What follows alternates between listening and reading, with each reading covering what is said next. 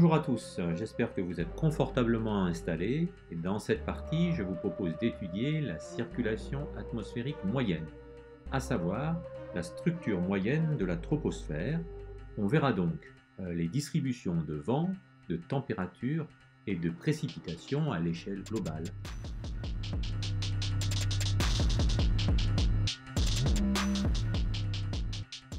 Regardez cette belle vidéo de reconstitution de l'évolution temporelle des nuages, produite par le modèle CCSM CAM3 de l'Institut américain NCAR dans le Colorado. Le lieu de déplacement des nuages se trouve majoritairement dans les zones subtropicales aux alentours de 30-50 degrés sud et de 30-50 degrés nord.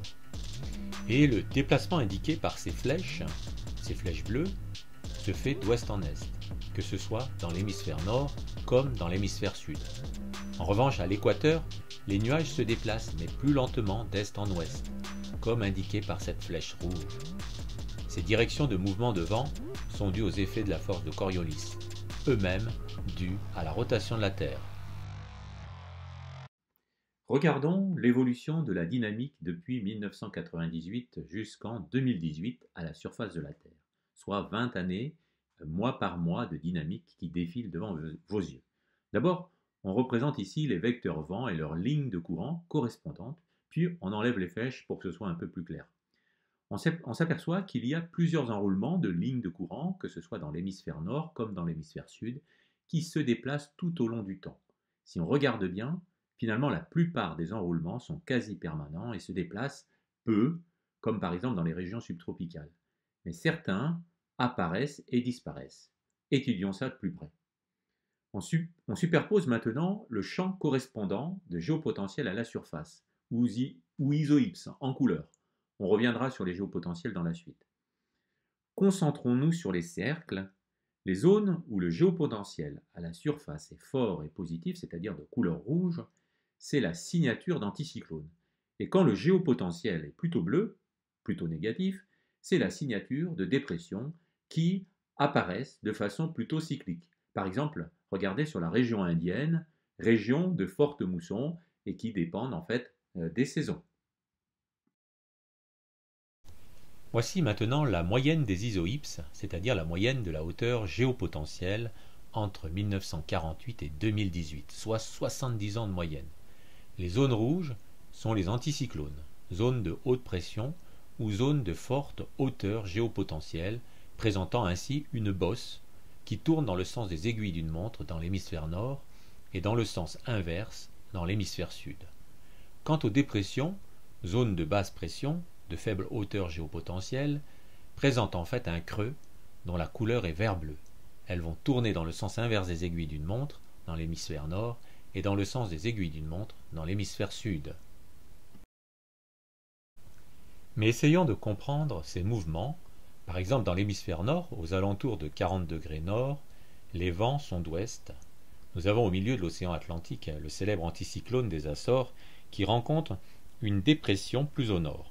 En fait, la rencontre de ces systèmes vers 40-50 degrés nord va, comme on le montre ici, favoriser les vents d'ouest qui sont donc majoritaires sur l'Europe. Ces rencontres se devinent d'ailleurs sur toute la longitude. Et nous avons la même chose dans l'hémisphère sud.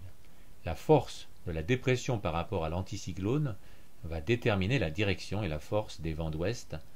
Dans les zones tropicales, en revanche, nous sommes entre des systèmes de haute pression qui vont donc favoriser les vents d'est. Ici, c'est toujours 70 ans de réanalyse NCEP de géopotentiel à la surface qui sont présentés. Les isohypses sont en couleur et on a superposé les lignes de courant montrant la direction des différents courants.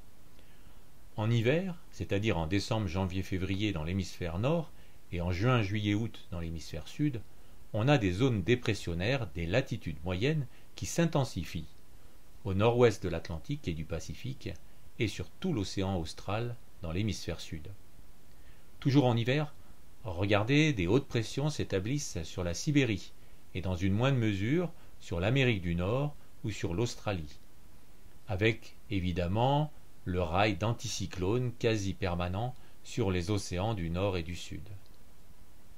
En été, c'est-à-dire en décembre, janvier, février dans l'hémisphère sud et en juin, juillet, août dans l'hémisphère nord, on a les anticyclones subtropicaux qui s'étendent dans la bande tropicale, principalement sur les océans.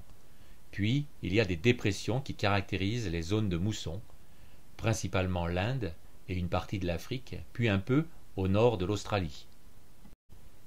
Comment est disposé le vent zonal, c'est-à-dire le vent qui va d'ouest en est et qui est positif dans ce sens? Ici, nous présentons la section verticale moyenne des années 1948 à 2018, soit 70 années, toujours les mêmes. Les maximums sont environ à 200 hectopascales d'altitude en haute troposphère, avec des valeurs qui atteignent les 25-30 mètres par seconde. La répartition du vent zonal en latitude et altitude est relativement symétrique entre les deux hémisphères.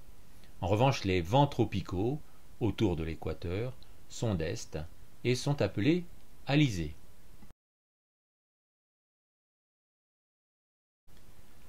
En juin, juillet, août, les maximums, toujours à 200 hectopascales, présentent maintenant des différences. Dans l'hémisphère nord, l'hémisphère d'été, le maximum est plutôt situé vers 40-45 degrés nord, avec une intensité plus faible, de l'ordre de 20 mètres par seconde, que celle que l'on a dans l'hémisphère sud qui est plutôt située vers 30 degrés sud, avec une intensité plus forte, comprise entre 35 et 40 mètres par seconde. Les vents d'est, localisés dans la bande tropicale, montrent les intensités les plus importantes en altitude. En décembre, janvier, février, les altitudes des maximums n'ont pas changé, mais l'intensité des vents d'ouest atteint maintenant 35 à 40 mètres par seconde vers 30 degrés nord, alors que les vents d'ouest, relativement plus faibles dans l'hémisphère sud, atteignent 30 mètres par seconde vers 40-45 degrés sud. Et les vents d'est sont toujours présents dans la bande tropicale avec des valeurs plus faibles, mais qui sont de l'ordre de 5 mètres par seconde. Mais quel est le rôle du vent méridien et de la vitesse verticale de l'air? La composante du vent méridien est beaucoup plus faible que la composante zonale et donc n'influe que sur la direction du vent, mais relativement modestement. Pour la moyenne annuelle, les valeurs ne sont comprises qu'entre moins 2,5 mètres par seconde et plus 2,5 mètres par seconde comme on le voit ici. Quand la valeur est positive, alors les vitesses sont dirigées du sud vers le nord et quand elles sont négatives, c'est l'inverse. Mais ces mouvements sont beaucoup plus lents que les vents d'ouest aux latitudes moyennes ou même que les alizés. Nous avons superposé sous forme d'isolignes la vitesse verticale qui est en pascal par seconde et cette vitesse verticale nous montre en fait le lieu des ascendances et des subsidences. Les vitesses verticales sont également relativement modestes, de l'ordre de plus ou moins 1 à 2 10-2 pascal par seconde. Les ascendances et subsidences sont situées à la fois où la vitesse verticale est la plus forte, mais aussi entre les extrémums du vent méridien, ce qui nous permet de comprendre le mouvement dans les différentes cellules. Par exemple, ici, autour de l'équateur, on peut représenter les deux cellules de Hadley avec son ascendance à l'équateur et de part et d'autre les subsidences. Puis de même, on peut visualiser les cellules de Ferrel et enfin les cellules polaires. Au niveau des ascendances, ce sont des zones de forte convection, donc d'orage important dans cette zone, représentée par ces petits nuages convectifs. Mais voyons comment se comportent les différentes cellules selon les saisons. Par exemple ici, pour juin, juillet et août, toujours pour notre moyenne sur 70 ans entre 1948 et 2018, la grande différence par rapport à la moyenne annuelle, c'est que l'ascendance principale de la cellule de Hadley est clairement dans l'hémisphère nord, apportant donc la ligne d'orage plus vers le nord, vers environ 15 degrés, donnant ainsi une cellule de Hadley qui est comprise entre 15 nord et 30 degrés sud et qui est beaucoup plus importante que la deuxième cellule de Hadley, complètement dans l'hémisphère nord. Pour les autres cellules, on voit que les ascendances et les subsidences liées à la cellule de Ferrel sont plus fortes en termes de vitesse. Et maintenant, pour décembre, janvier, février, moyennés sur toujours nos 70 ans de réanalyse du NCEP, Cette fois, c'est l'hiver dans l'hémisphère nord et l'été dans l'hémisphère sud. La grande différence avec juin, juillet et août, c'est que la zone d'ascendance des cellules de Hadley a bougé dans l'hémisphère sud, mettant ainsi une cellule de Hadley plus importante entre 25-30 degrés nord et 15 degrés sud que la seconde qui, elle, est complètement, carrément dans l'hémisphère sud, entre 15 degrés sud et 30-35 sud. Le vent méridien positif à 200 hectopascales, donc allant vers le nord, est aussi bien plus intense que pour juin, juillet, août. Par contre, le vent méridien allant vers le sud à 200 hectopascales est moins intense que pour juin, juillet et août. Il semble aussi que la cellule de Ferrel soit un peu plus intense en termes de vitesse verticale dans l'hémisphère nord cette fois-ci. Pour bien visualiser les différentes cellules, on utilise souvent la fonction de flux de masse qui est de l'ordre de 10 puissance 10 kg par seconde. Cette fonction satisfait strictement à la contrainte de conservation de la masse. Il s'agit d'un outil puissant pour diagnostiquer la moyenne zonale des cellules de Hadley en particulier. Sur le diagramme du haut qui représente la moyenne annuelle, les cellules de Hadley de part et d'autre de l'équateur sont très similaires, avec aussi des cellules de Ferrel de taille similaire entre 30 et 60 degrés de latitude dans l'hémisphère nord comme dans l'hémisphère sud. Ensuite, on a représenté juin, juillet, août, qui représentent l'été boréal et l'hiver austral, et décembre, janvier, février, qui représentent l'hiver boréal et l'été austral. Mais les structures d'été et d'hiver sont très différentes. Comme on l'a vu précédemment avec les vents méridiens et les vitesses verticales, en juin, juillet, août, une petite cellule de Hadley se trouve dans l'hémisphère nord et une plus intense enjambe les deux hémisphères. En décembre, janvier, février, c'est exactement le contraire. En fait, ce qu'il faut retenir, c'est que l'ascendance des cellules de Hadley se situe clairement dans l'hémisphère d'été. Par exemple, en plus, dans l'hémisphère nord, la mousson renforce ses ascendances. Et la subsidence, la plus forte, se trouve dans l'hémisphère d'hiver. On remarquera aussi que la cellule de Ferrel est un peu plus intense dans l'hémisphère d'hiver. Pour récapituler, les différentes cellules se repartissent de façon plus ou moins dissymétrique par rapport à l'équateur, selon la saison, avec les ascendances qui provoquent de la convection, donc des orages. Puis sur la ligne des ascendances des cellules de Hadley, ou zone de convergence intertropicale, les vents qui se rejoignent sont les alizés, puis aux latitudes moyennes, on retrouve les vents d'ouest dans l'hémisphère nord comme dans l'hémisphère sud qui sont dominants. Quel est l'effet de la température sur l'écoulement? Étudions donc la température à la surface. En fait, la répartition de la température reflète l'état thermodynamique et contrôle la structure des vents. Sur cette image de la température de surface moyenne sur 20 ans, entre 1998 et 2018, ce sont toujours les données du NCEP, du NCAR, la décroissance méridienne de l'équateur vers les pôles est accentuée au niveau des latitudes moyennes, mais les isothermes sont répartis de façon plus uniforme, zonalement, dans l'hémisphère sud, en raison de la présence dominante des océans. Cependant, le champ est plus ou moins symétrique par rapport à l'équateur. Mais quel est l'effet de saison? En juillet, ici sur ce champ, la température devient dissymétrique avec des températures plus chaudes dans l'hémisphère nord. C'est l'été dans cet hémisphère. Par contre, en janvier, c'est l'inverse. Les températures sont maintenant plus froides dans l'hémisphère nord, phénomène d'ailleurs plus prononcé à cause de la présence des continents. Donc c'est l'hiver.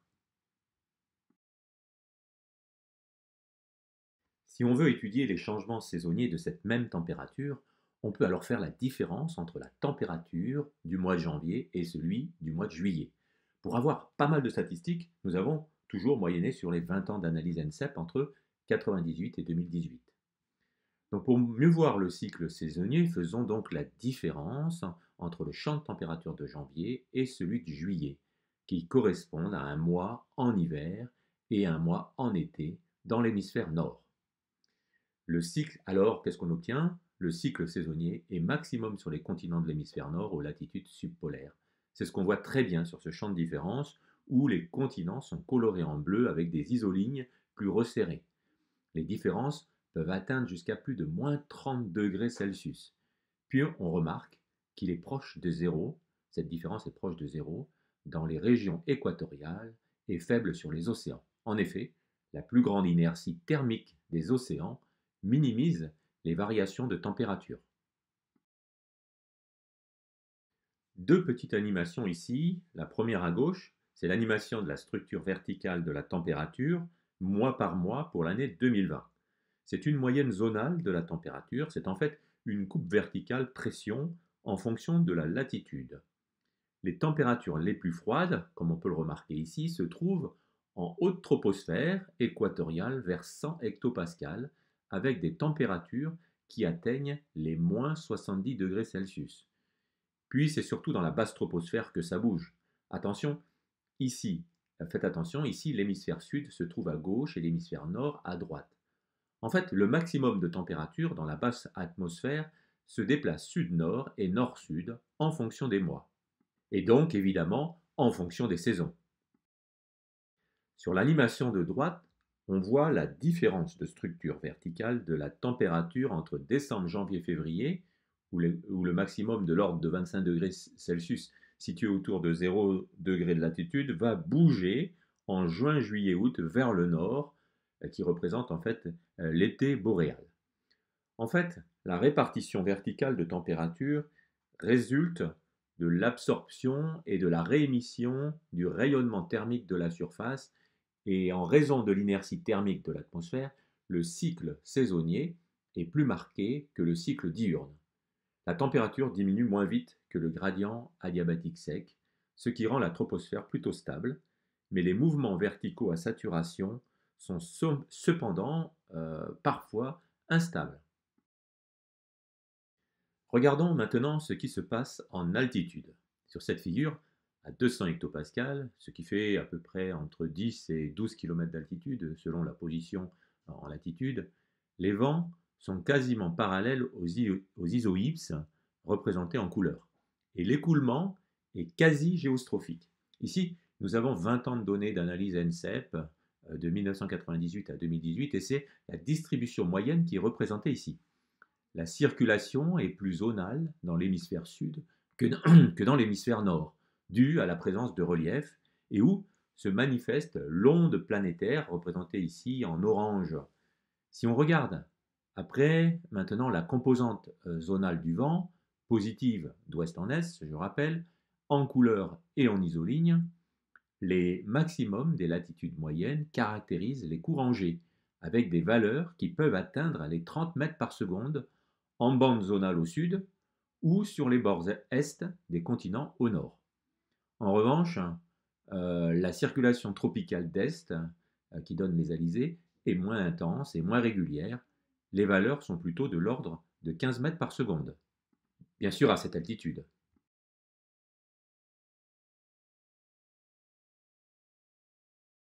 Quoi de plus simple si on veut étudier les changements saisonniers que de faire la différence par exemple entre le vent zonal à 200 hectopascales du mois de janvier et celui du mois de juillet. Bien sûr, pour avoir pas mal de statistiques et comme dans tout ce cours, on a moyenné sur 20 ans d'analyse NCEP entre 1998 et 2018. Les changements les plus importants, les changements saisonniers les plus importants, concernent en fait les latitudes tropicales avec l'établissement en été de forts vents d'est d'altitude anticyclonique. C'est la conséquence de l'activité convective, notamment au sein des moussons. Aux latitudes moyennes, les courants G se déplacent vers le pôle d'environ 10 degrés de latitude en été.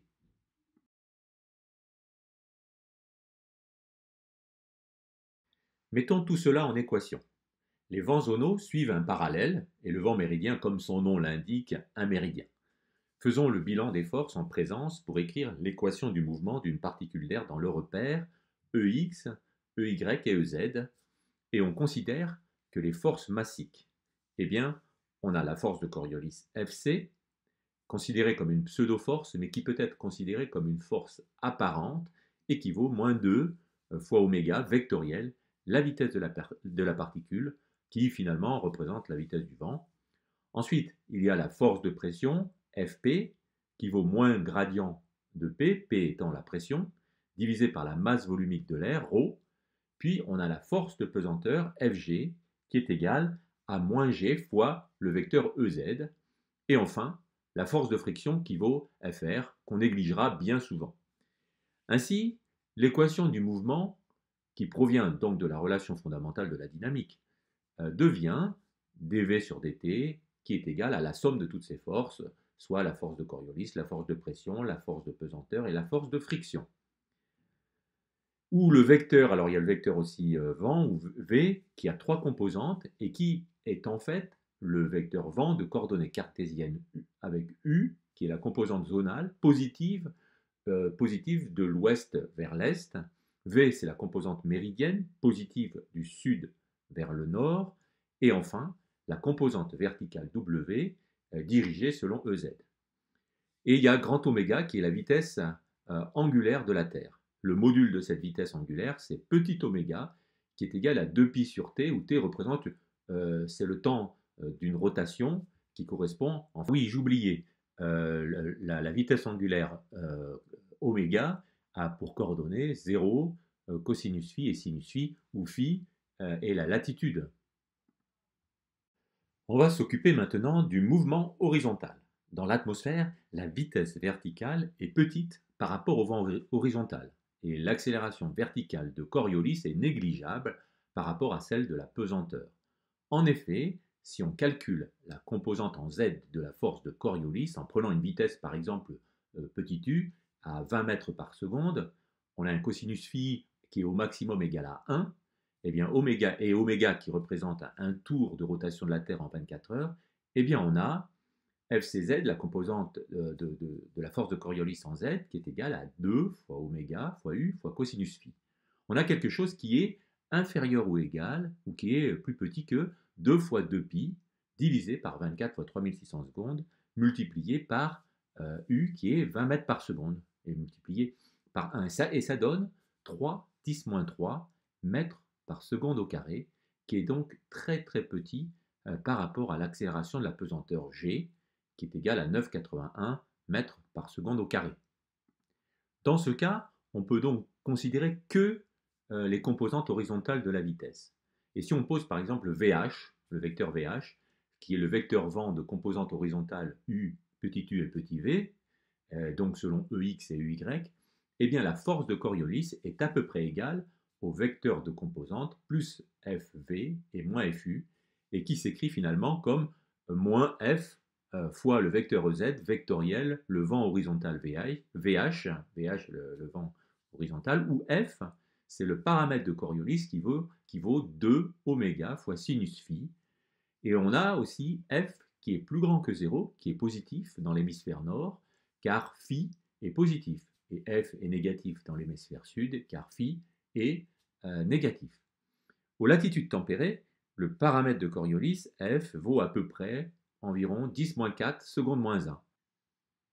L'équation pour le mouvement horizontal se simplifie ainsi avec dvh sur dt qui est égal à moins f fois ez vectoriel vh moins gradient de p, où p c'est la pression, sur ρ. Simplifions un peu et ne gardons que les termes de l'équation du vent horizontal avec les termes de la force de Coriolis et celle de la pression. Le détail des termes principaux liés à la force de Coriolis et à la force de pression projetés en coordonnées sphériques est donné dans ce tableau. Par exemple, le terme accélération est de l'ordre de 10-4 mètres seconde moins 2 et le terme le plus important de la force de Coriolis est de l'ordre de 10-3 mètres seconde moins 2. On voit donc que les forces de pression, qui sont de l'ordre de 10-3 mètres seconde moins 2 elles aussi, seront équilibrées par un des deux premiers termes de l'équation. Pour savoir lequel est dominant, on définit un nombre, le nombre de Rossby, qui est le rapport entre l'accélération relative et le terme de Coriolis, équivaut en termes d'ordre de grandeur, grand U, à la fin ça vaut grand U, divisé par le paramètre de Coriolis f fois l'échelle de longueur grand L.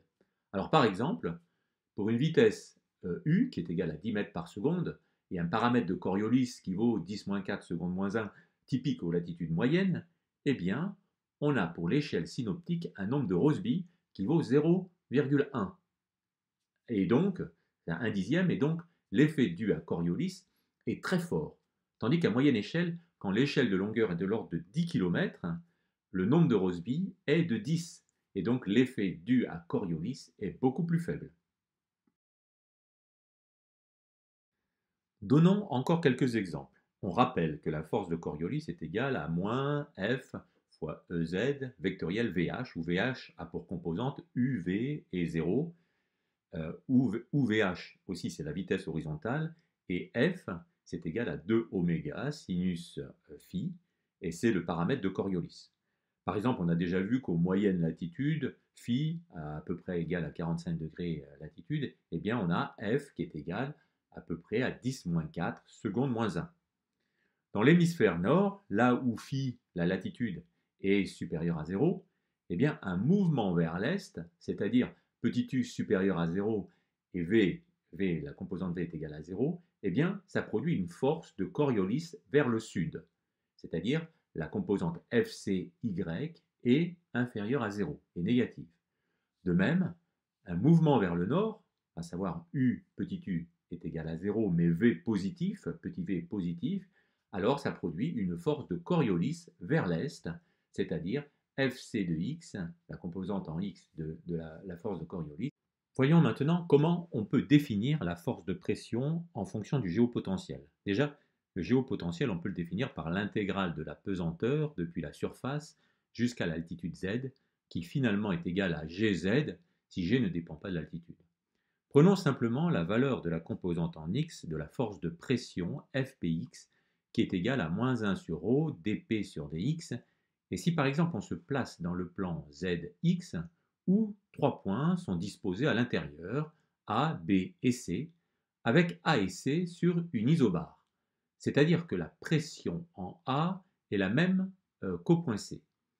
On peut donc remplacer dP par Pb moins Pa. Et comme Pa égale Pc, eh bien on peut remplacer dP par Pb moins Pc. Mais si on multiplie ce terme, et on va multiplier ce terme par delta Z sur delta X à pression constante, on obtient alors le terme Pb moins Pc sur delta Z qui vaut en définitive moins dP sur dz, et donc est égal à ρ fois G, à plus ρg, d'après la loi de l'hydrostatique. Et donc on remplace tout ça dans la formule de Fpx, et on obtient moins dφ sur dx à pression constante. On fait la même chose pour la composante Fpy, et en fait on obtient que le vecteur force de pression est aussi égal à moins gradient de phi à P constante. La force de pression horizontale est dirigée des hauts vers les bas géopotentiels phi, perpendiculaires aux isohypses, qui sont les lignes isophi sur une surface pression égale constante. Plaçons-nous à l'équilibre géostrophique. Dans le cas d'un nombre de Rossby petit, donc pour une échelle grand L qui est plus grand que 1000 km aux moyennes latitudes, on est proche d'un équilibre appelé équilibre géostrophique, c'est-à-dire entre les forces de Coriolis et de pression. Donc on a Fp, force de pression, plus Fc, force de Coriolis, est égal à 0. La valeur du vent, qui réalise exactement cet équilibre, est appelée vent géostrophique. Le vent géostrophique est une approximation du vent correspondant à un mouvement horizontal, rectiligne et uniforme, sans frottement. Il est d'autant plus fort que la variation de pression est importante. Le vent géostrophique n'est pas valable près de la surface et n'est pas défini à l'équateur car F est égal à 0. L'équilibre géostrophique est de plus stationnaire. On a deux façons d'écrire cette égalité en prenant en compte les différentes écritures. La première égalité va nous donner la première écriture du vent géostrophique qui est 1 sur ρf Ez fois gradient de P à Z constant, qui provient de ce terme qu'on entoure ici. Ou bien, ça va nous donner 1 sur F Ez vectoriel gradient de phi à P constant, qui provient en fait de ce terme. Du coup, on a les deux composantes horizontales du vent géostrophique selon Ex, qui est la composante zonale dirigée ouest-est, et selon Ey, c'est la composante méridienne dirigé sud-nord, en fonction de la pression et en fonction du géopotentiel phi. Il faut pour cela utiliser les propriétés du double produit vectoriel et du produit mixte ici dans ce petit écran jaune. On rappelle aussi que si la base ABC est orthonormée, alors ABC vaut 1. On obtient pour la composante zonale, eh bien, UG est égal à moins 1 sur OF dP sur dy à Z constant, qui est égal à moins 1 sur F dφ sur dy à P constant. Et pour la composante méridienne, on obtient VG est égal à 1 sur OF dP sur dx à Z constant et 1 sur F qui est égal aussi à 1 sur F dφ sur dx à P constant. Une propriété du vent géostrophique, c'est qu'il est non divergent. C'est-à-dire que la divergence horizontale du vent géostrophique est égale à 0. En effet, si on calcule ce terme, eh bien, on obtient bien 0 en prenant l'expression du vent géostrophique avec le gradient de phi.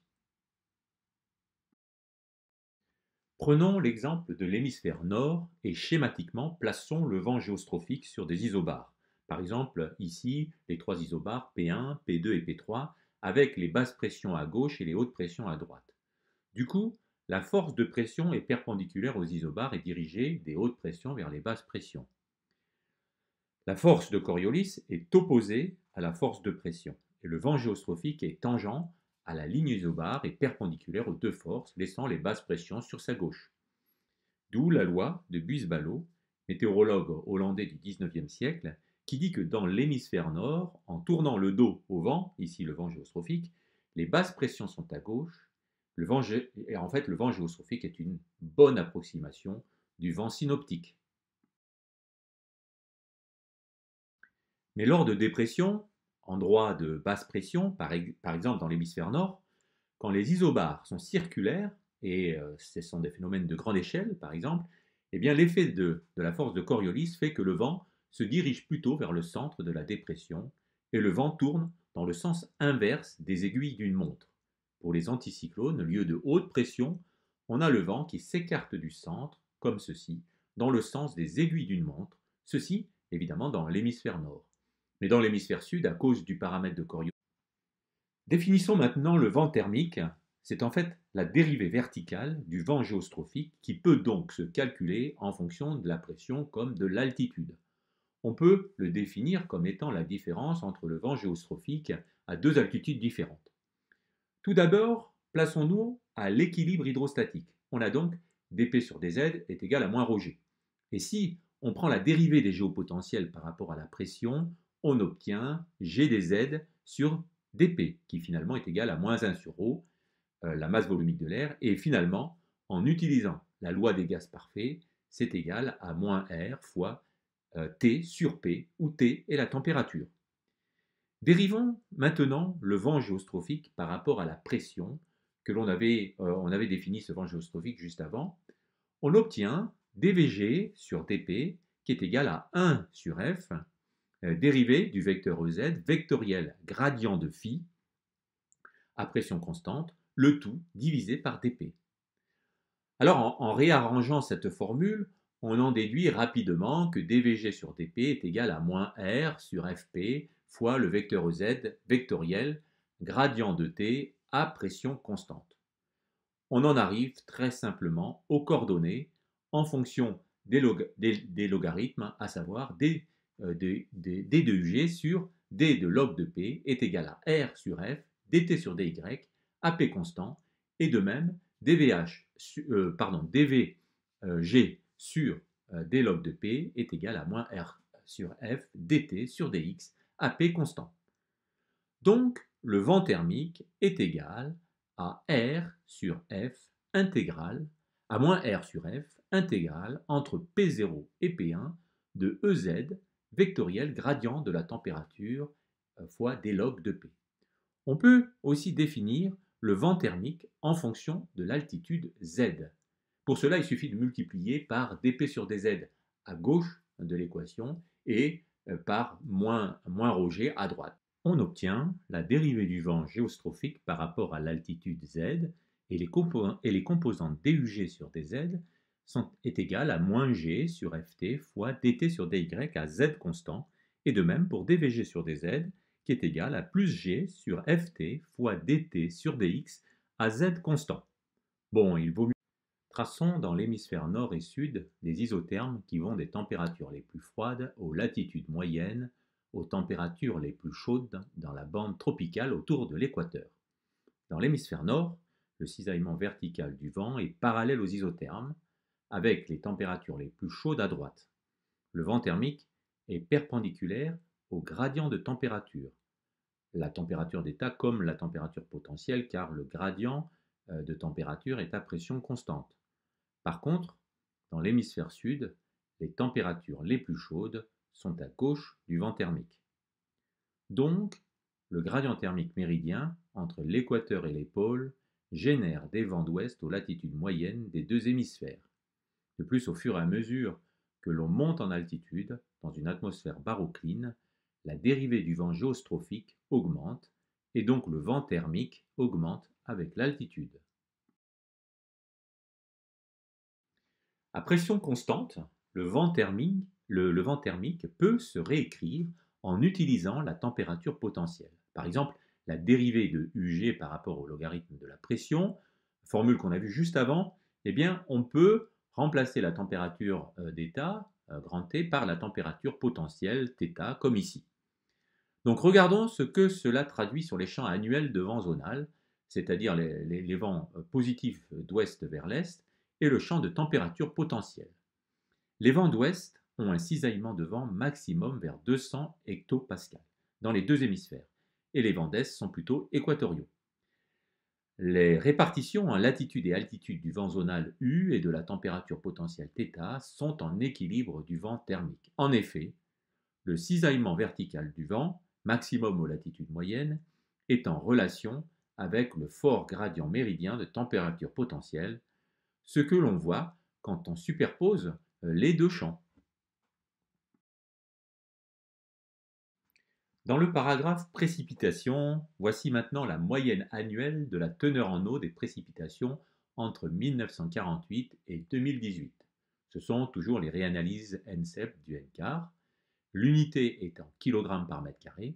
Les précipitations présentent en fait une symétrie zonale sur les océans par rapport à la zone de convergence intertropicale, zone de forte activité convective, donc de fortes précipitations, et caractérisant l'ascendance de la cellule de Hadley, mais aussi par rapport aux dépressions aux latitudes moyennes.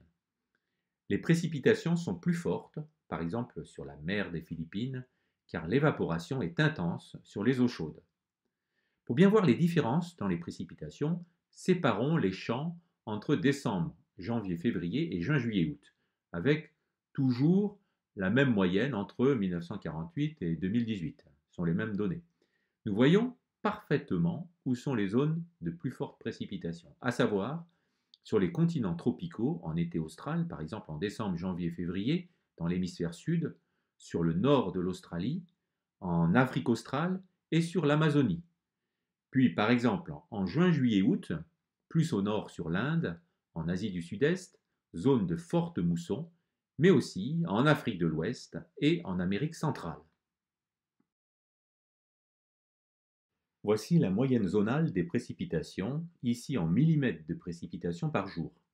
La première courbe en rouge ici, c'est pour juin, juillet, août, avec un maximum à environ 10 mm par jour, très clair, situé vers 10-15 degrés de latitude dans l'hémisphère nord, l'hémisphère d'été. De même en décembre, janvier et février, un maximum moins prononcé de l'ordre de 7 mm par jour se trouve dans l'hémisphère sud, vers 10 degrés sud, hémisphère aussi d'été. En fait, les précipitations les plus intenses se forment dans la branche ascendante de la cellule de Hadley avec un déplacement méridien saisonnier conséquent, passant de 10-15 degrés nord à 10-15 degrés sud, et un minimum secondaire de précipitations plus marqué dans les hémisphères d'hiver s'observe aux latitudes moyennes en relation avec la branche ascendante de la cellule de Ferrel. Bon, ce chapitre se termine ici, donc essayez de refaire les calculs qui ont été présentés dans ce cours et n'hésitez pas à poser des questions. À très bientôt.